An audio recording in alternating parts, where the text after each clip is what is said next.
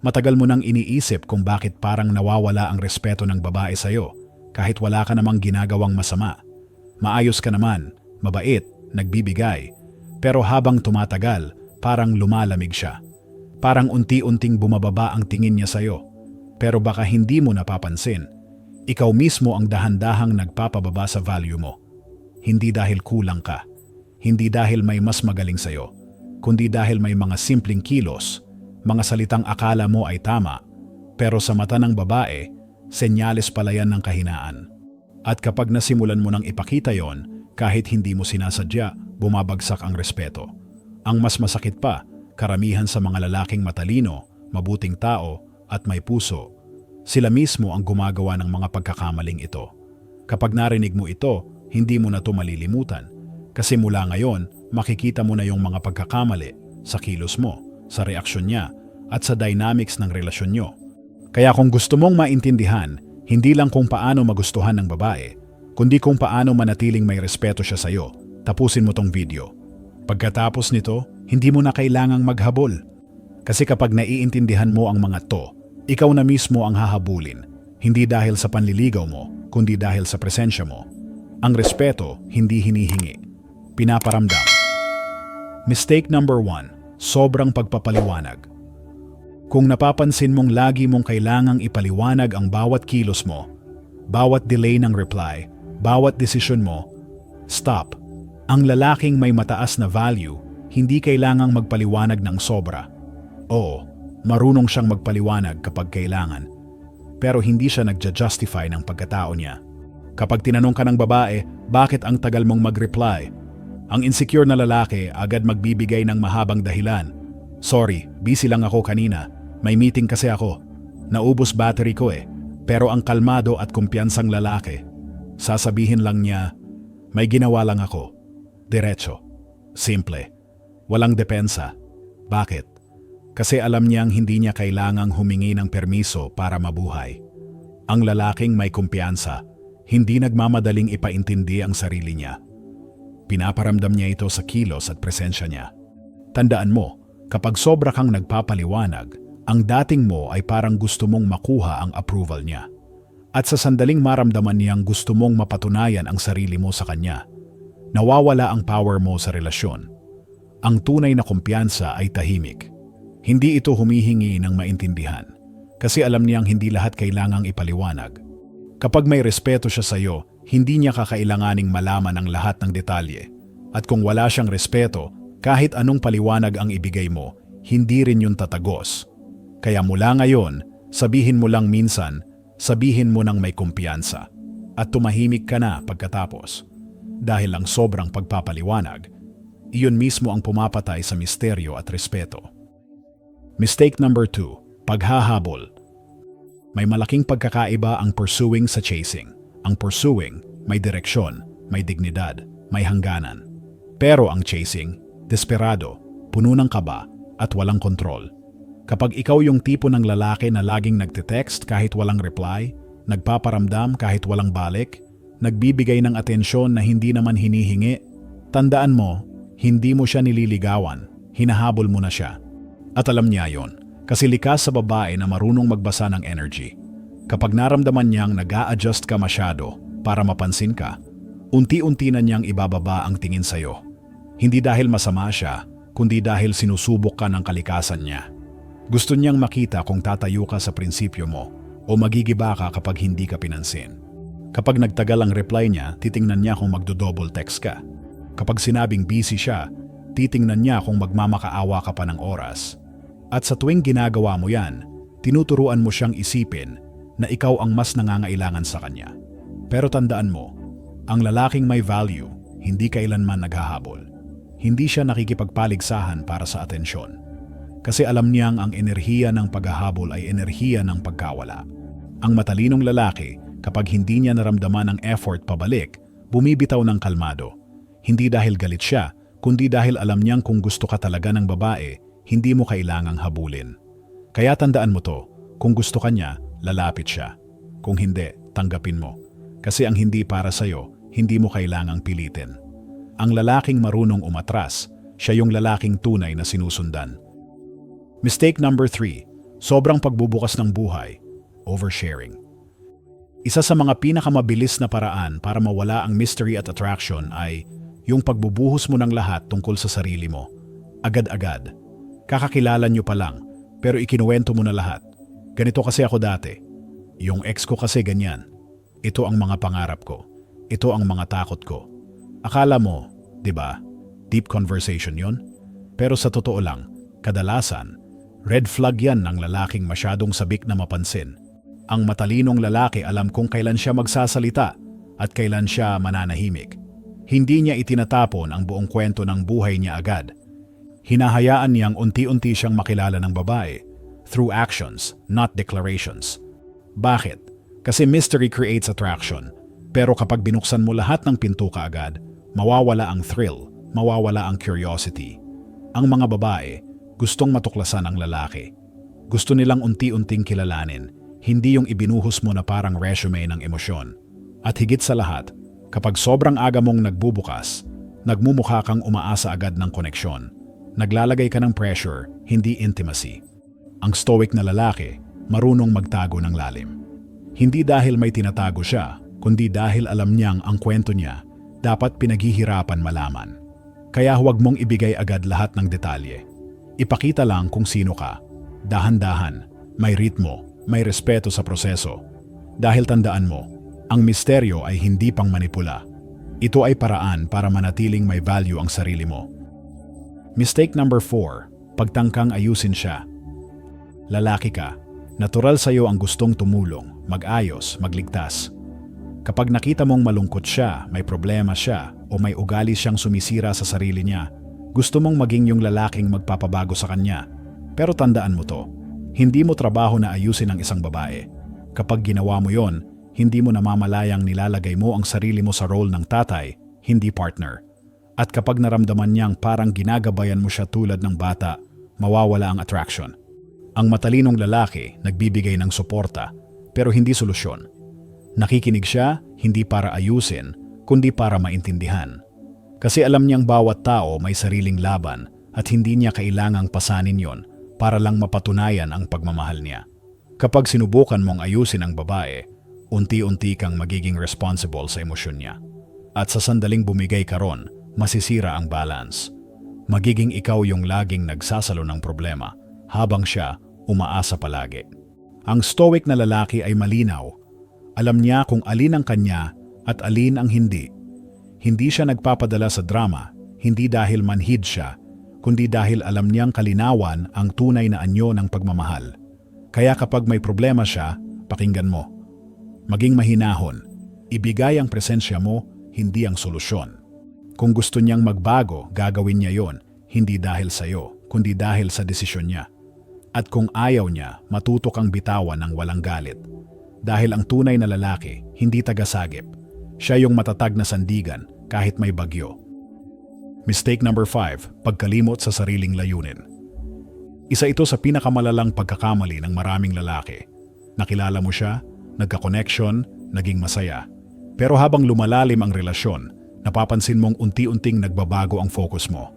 Dati, araw-araw kang nasa gym. Ngayon, mas madalas ka nang maghintay ng reply. Dati, puno ng plano ang utak mo. Ngayon, puno ng emosyon. Hindi mo namamalayan, pero unti-unti mo nang isinasantabi ang sarili mong misyon para lang mapanatili ang relasyon. At yan ang pinakamabilis na paraan para mawala ang respeto ng babae sa'yo. Kasi kahit hindi niya sabihin, gustong-gusto ng babae ang lalaking may direksyon. Yung may sariling mundo, yung hindi umiikot sa kanya, pero kaya siyang isama sa biyahe. Kapag ang buhay mo umiikot na lang sa kanya, kahit gusto ka pa niya, mawawala ang spark. Bakit? Kasi gusto niyang maramdaman na may sinusundan kang layunin. Hindi lang siya. Ang stoic na lalaki alam kung ano ang sentro. At ang sentrong yon ay hindi babae, kundi purpose. Kaya bago mo tanungin kung anong gusto niya, tanungin mo muna sarili mo, ano ba ang gusto ko? Ano ba ang mission ko bilang lalaki? Ang relasyon ay dapat karagdagan sa buhay mo, hindi kapalit. Dahil kapag ginawa mong mundo mo ang isang babae, mawawala ka sa kanya at sa sarili mo. Kaya manatili sa direksyon. Gamitin ang enerhiya ng pagmamahal bilang gasolina, hindi preno. Dahil kapag nakatuon ka sa purpose mo, hindi mo kailangang habulin ang babae. dahil siya na mismo ang lalapit sa lalaking may malinaw na landas. Mistake number 6. Pakikipagkumpetensya sa atensyon. Isang eksena na pamilyar sa maraming lalaki. Magkasama kayo sa isang gathering. Tapos bigla siyang tumatawa sa jokes ng ibang lalaki. Ngumiti, nagtagal ang usapan. At sa loob mo, parang may sumiklab na selos. Kaya ang reaksyon mo, sinusubukan mong maging mas nakakatawa, mas maingay, mas pansinin. Akala mo, yun ang paraan para maibalik ang atensyon niya. Pero sa totoo lang, doon ka mismo nagsimulang matalo. Kasi ang lalaking nakikipagkumpetensya para mapansin ay parang sinasabi sa babae, hindi ako sapat. At kapag naramdaman niyang nakikipag-agawan ka ng spotlight, doon siya lalong lumalayo. Ang matalinong lalaki, hindi nakikipagtagisan ng ego. Hinahayaan niyang tumawa siya, makipag-usap, makihalubilo, habang siya, kalmado lang. Hindi tahimik dahil naiinggit, kundi dahil alam niyang ang presensya niya, sapat na. Ang ganitong klaseng kumpiyansa, ramdam ng babae. Yung tipong kahit sino pang lalaki sa paligid, ikaw pa rin yung may tahimik na lakas. Hindi dahil sumisigaw ka ng atensyon, kundi dahil hindi mo ito kailangan. Ang stoic na lalaki, hindi natitinag ng pansamantalang eksena. Alam niyang ang tunay na koneksyon, hindi nasusukat sa kung sino ang mas napansin, kundi kung sino ang hindi kailangang ipaglaban ang lugar niya. Kaya tandaan mo, kapag nananatili kang kalmado, grounded, at marunong maghintay, habang ang iba naguunahan sa pansin, ikaw yung hindi niya makalimutan. Dahil ang lalaking hindi natitinag, siya yung tunay na may halina. Mistake number 7. Ginagawa siyang pinagmumulan ng kaligayahan. Maraming lalaki ang nagkakamali dito. Akala nila, kapag may babae na silang nagpapasaya sa kanila, kompleto na ang mundo nila. Pero ito ang mapait na katotohanan. Kung siya ang dahilan ng saya mo, siya rin ang magiging dahilan ng pagkawasak mo. Kasi sa sandaling ibigay mo sa isang tao ang kapangyarihan na pasayahin ka, ibinibigay mo na rin sa kanya ang kapangyarihang saktan ka. Kaya kapag hindi siya nag-reply, bumababa ang energy mo. Kapag malamig siya, apektado ka buong araw. At kapag umalis siya, parang gumuho ang mundo mo. Ang matalinong lalaki, hindi umaasa ng kaligayahan sa iba. Kasi alam niyang ang saya na galing sa labas, madaling mawala. Ang stoic na lalaki, masaya kahit mag-isa. Nakakahanap ng kapayapaan sa disiplina. Nakakaramdam ng fulfillment sa layunin, hindi sa validation. Hindi siya nangangailangan ng babae para maramdaman niyang kumpleto siya. Dahil buo na siya bago pa dumating ito. At dahil buo siya, ang saya na ibinibigay ng babae ay bonus lang, hindi oxygen. Ang irony dito, kapag natutunan mong hindi kailanganin ng babae, doon ka nila lalong gustong makasama. Bakit? Kasi ang kalalakihang buo sa sarili ay bihirang-bihira sa panahon ngayon. Kaya tandaan mo to, ang babae ay dapat dagdag sa saya mo, hindi pinagmumulan. Bago mo siya mahalin, siguraduhin mong marunong ka nang mahalin ang sarili mo.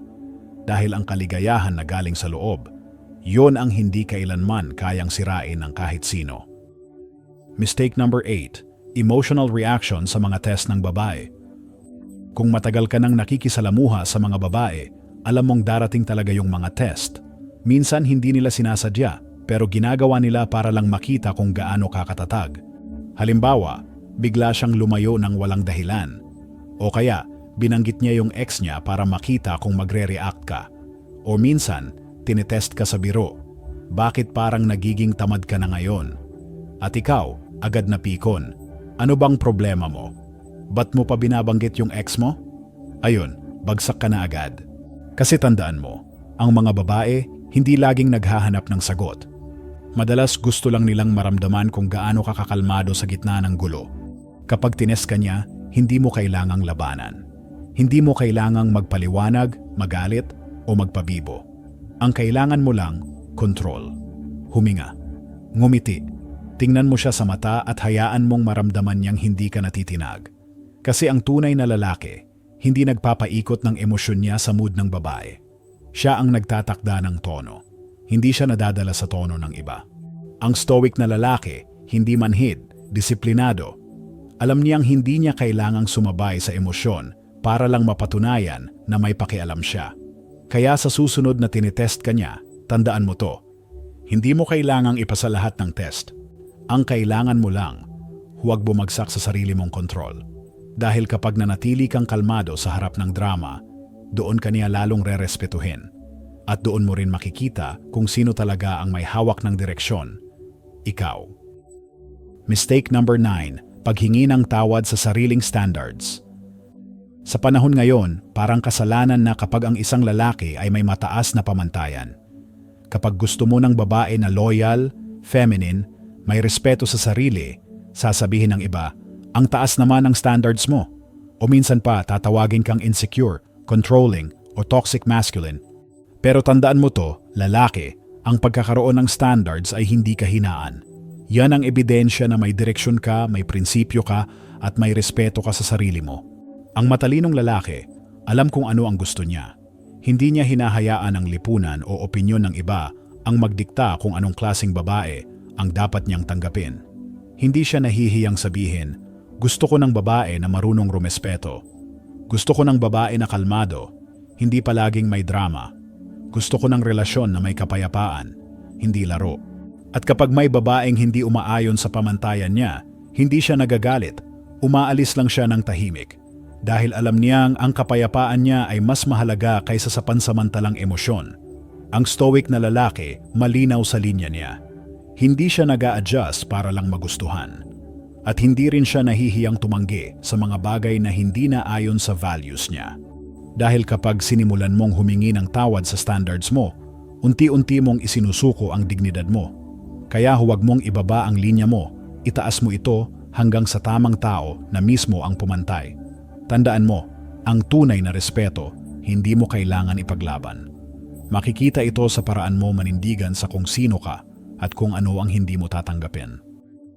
Ngayon alam mo na minsan hindi mo kailangan maging sobrang matalino, sobrang pogi, o sobrang mayaman para maramdaman ng babae ang respeto sa'yo. Ang kailangan mo lang, panindigan mo ang sarili mo. Kasi karamihan sa mga lalaki, nawawala hindi dahil niloko sila, kundi dahil unti-unti nilang iniiwan yung prinsipyo nila sa ngalan ng pag-ibig o dahil ayaw nilang mawala yung babae. Pero tandaan mo to, ang lalaking kayang mawala ang kahit sino pero hindi kayang mawala ang sarili niya, yun ang lalaking hindi kailanman mawawala ng respeto.